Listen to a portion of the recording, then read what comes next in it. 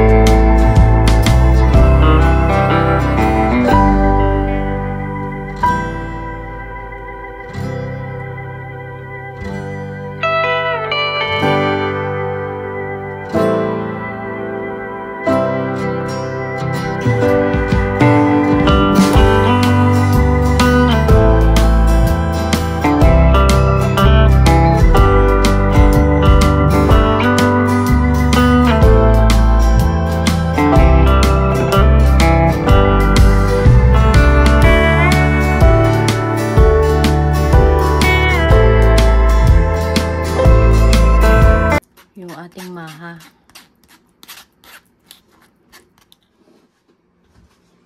Yun, i-add naman natin yung ating condensed milk.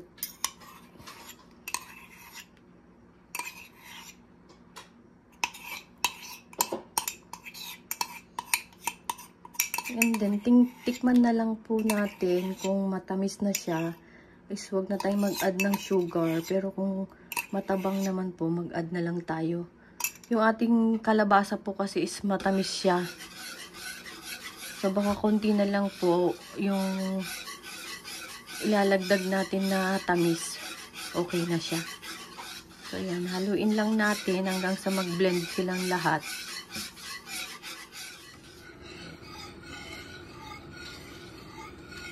Medyo mabagal lang po muna yung ating paghalo dun sa ating maha. Hindi pa po siya kailangan ng mabilis. Pagka medyo lumalapot na, dun natin siya kailangan mas bilisan yung paghalo natin.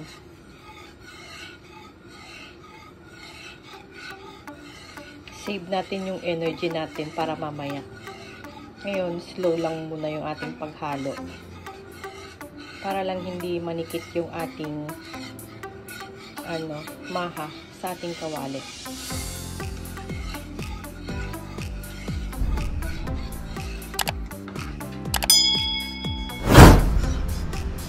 Ayan guys, medyo malapot na. So, tinaasan ko na yung from low heat to medium heat na tayo.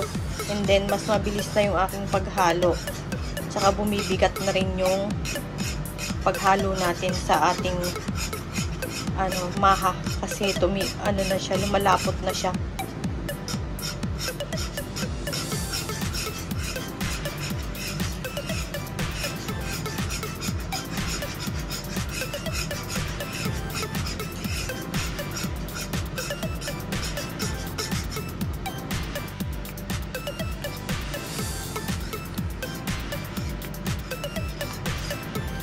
Ayan na po guys.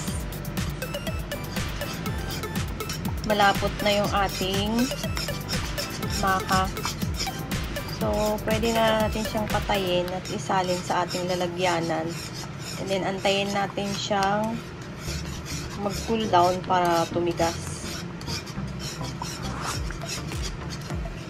Ayan.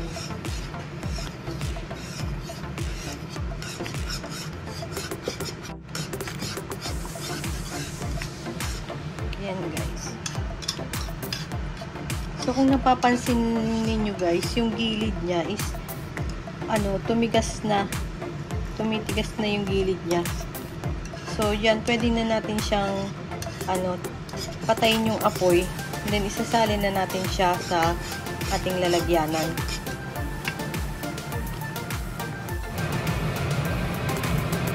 Ayan na po yung ating maha kalabasa.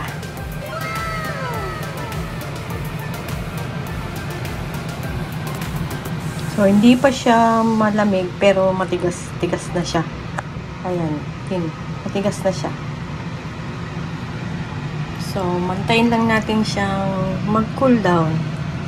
And then, pwede nang tikman ni Impacto.